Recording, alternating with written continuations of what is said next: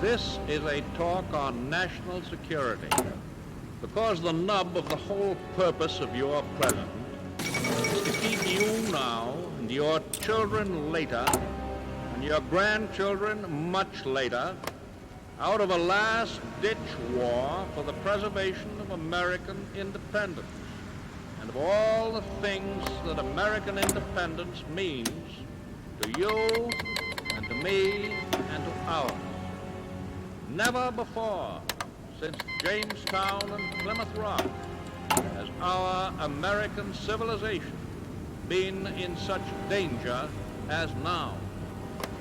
The Nazi masters of Germany have made it clear that they intend not only to dominate all life and thought in their own country, but also to enslave the whole of Europe, and then to use the resources of Europe to dominate the rest of the world. In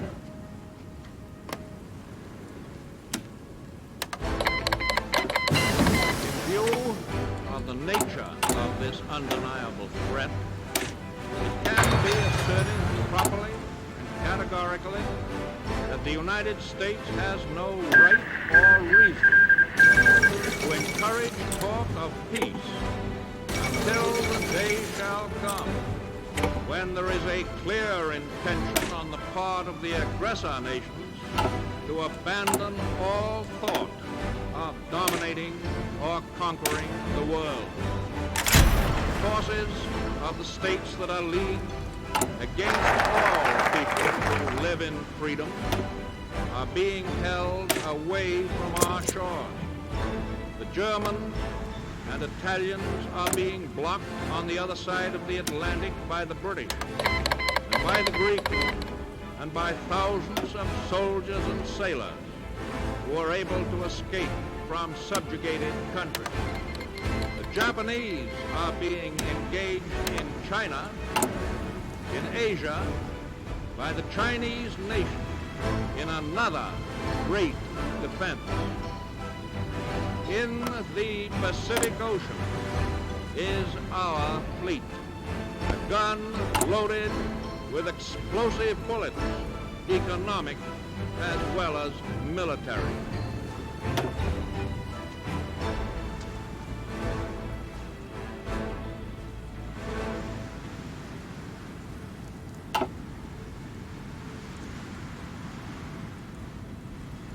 Frankly and definitely, there is danger ahead.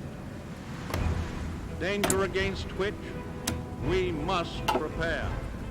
But we well know that we cannot escape danger or the fear of it by crawling into bed and pulling the covers over our heads. Germany has said that she was occupying Belgium to save the Belgians from the British.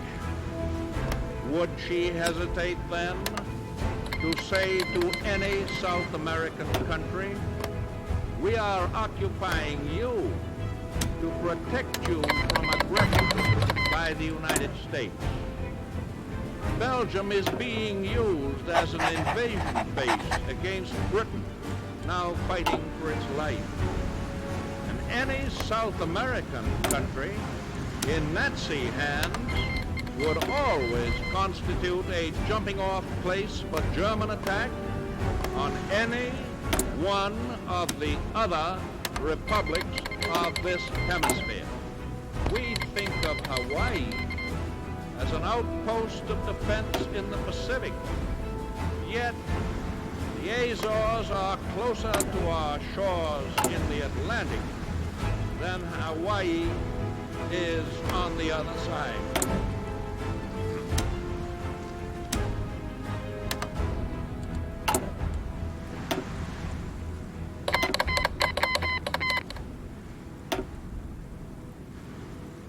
There are those who say that the Axis powers would never have any desire to attack the Western Hemisphere. This is the same dangerous form of wishful thinking which has destroyed the powers of resistance of so many conquered peoples.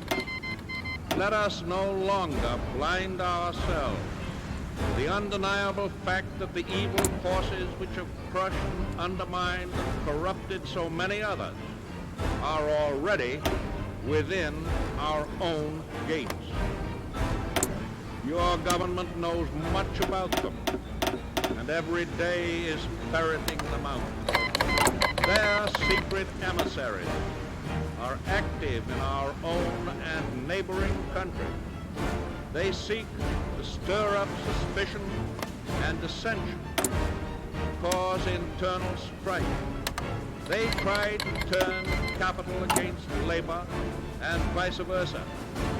They try to reawaken long slumbering racial and religious enmities, which should have no place in this country.